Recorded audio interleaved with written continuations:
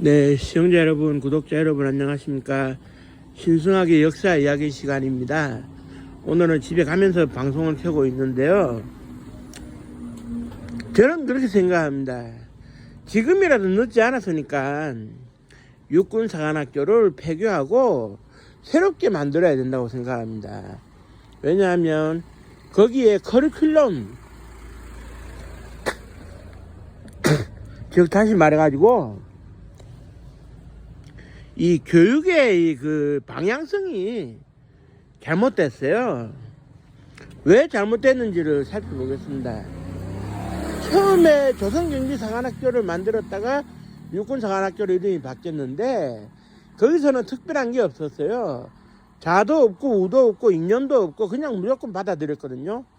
일본군 경력, 광복군 경력, 독립군 경력, 만주군 경력 뭐 총 한번 쏴봤다, 군사 복무 해봤다 이러면 다 받아줬어요. 그래서 이것이 흘러왔는데 뒤에 6.4 2기 출신이던 박정희 장군과 6.4 5기 8기 9기가 중심돼가지고 5.16 군사 쿠데타를 했죠. 그리고 나라를 18년간 장기 집권을 했었는데, 그런데 1951년도에 진해에서 미국의 도움을 받아가지고 미국의 웨스트 포인트를 따가지고 육군사관학교 4년제를 이제 만들고 6.4 11기 졸업생들을 이제 55년도에 배출했는데, 그때 가르침이 뭐였냐면 우리는 안일한 불의의 길보다 험난한 정의의 길을 택한다고 했어요. 그래 이제 안일한 불의의 길보다 험난한 정의의 길을 택한다고 그랬는데, 막상 거기에서 졸업한 사람들이 험난한 정의의 길을 택했는지 우리가 다시 물어봐야 돼요. 군대 사조직인 하나회를 1924년도 3월 1일날 결성해가지고 그들끼리 군대를 자주우지하는 거예요. 박정희 대통령의 신임을 받아가지고. 그리고 휴전 상황에서 이 군대에서 가장 중요한 것은 철책선에서 보초군무로 서는 겁니다. 이 설비 맞아가며 총으로 무장해가지고 북한 공산군이 쳐들어오지 않는지 늘 지키면서 휴전선을 철통같이 지키는, 이게 이제 중요한데, 6.4 11기의 선두격이었던 전두환 씨는 그런 데를 단 한 번도 가본 적이 없어요. 그저 남들 눈에 띌 수 있는 특전사, 수경사 왔다 갔다 했거든요. 그리고 뒤에는 12.12 군사 반란을 주도하고 대통령이 됐죠. 군인 대통령. 그리고 그가 키워준 노태우가 또 대통령이 됐는데, 매 순간순간마다 안일한 불의의 길을 택했어요. 험난한 정의의 길은 택하지 않고. 그런데 실제로 험난한 정의의 길을 택한 군인은 없었느냐? 있었죠.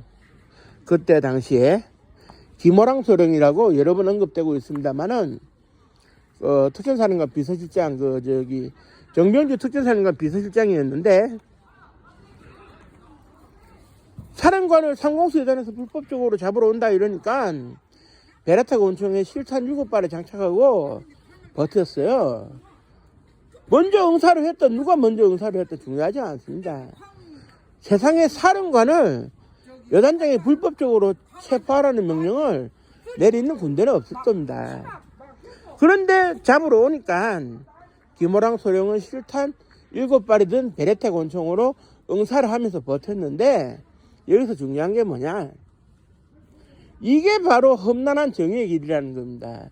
육군 소령 정도 되면 그날 상황도 알고 뻔히 죽을 줄 아는데 마지막까지 저항한 이 육군 장교의 모습, 이게 육사가 지향해야 될 커리큘럼이거든요.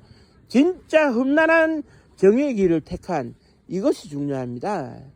그런데 이 사람의 죽음은 훈장은커녕 쓸모없는 순직으로 처리되고 끝나버리고,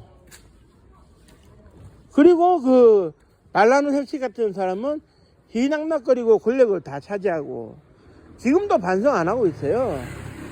그런 선배들을 바라보는 육사 후배들이 뭘 따르겠습니까? 전두환 씨의 먼 훗날 까마득한 육사 후배였던 국방장관은 그 박근혜 정부 시절에 이런 얘기를 했어요.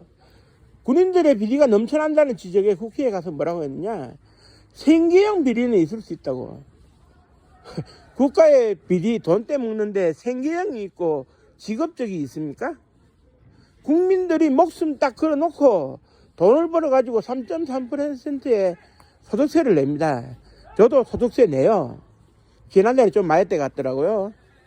그런데 그 돈으로 밥을 주면서 먹여가면서 총을 쥐어주고 군사무기 쥐어줘가면서 북한과 싸우라고 지키라고 그리고 월급까지 주는데 뭐가 아쉬워서 부정비리를 저지르고 생계형 비리가 용납되면 너도 나도 돈 떼먹을 거 아닙니까? 군인이 돈 떼먹는 자리가 아니잖아요. 군인이 왜 돈을 떼먹습니까? 마음대로. 이건 절대 있을 수 없는 일이고요. 육군상한학교를 지금 당장이라도 폐교를 해서 새로운 커리큘럼으로 나가지 않는다면, 진정한 김호랑 소령의 죽음을 가르치지 않는다면 육사는 문 닫아야 됩니다. 쓸모없습니다. 그런 육사에서 배출되는 군인들이 지금 계엄 사태를 일으킨 거 아닙니까? 김용현 국방부 장관을 비롯해가지고 이거는 말이 안 되는 거거든요. 하루빨리 육사가 정상화되고 새로운 커리큘럼으로 바뀌어서 진짜 국가를 위할 수 있는 청년 장교 육군 소위를 발굴해내지 않으면 나라의 근간은 흔들릴 수밖에 없다는 이 명확한 사실에 대해 가지고 우리는 깊이 인식을 해야 돼요. 이거를 인식하지 못하면 우리 스스로 북한의 침략이 없어도 무너질 수 있어요. 정예 강군 육성이 그냥 나오는 게 아닙니다. 1년에 국가 예산 10%를 국방비로 쓰면서도 이런 똥별들만 양산되고 졸장부들만 양산된다면 그 나라의 군대는 허울뿐인 군대고 죽은 군대입니다. 죽은 군대. 죽은 시인의 사회를 사는 군대밖에 안 돼요. 하루빨리 이런 점이 개선되어서 육사가 진짜 국가의 군대로 거듭날 수 있도록 해야 될 것입니다. 이게 빈말이 아니거든요.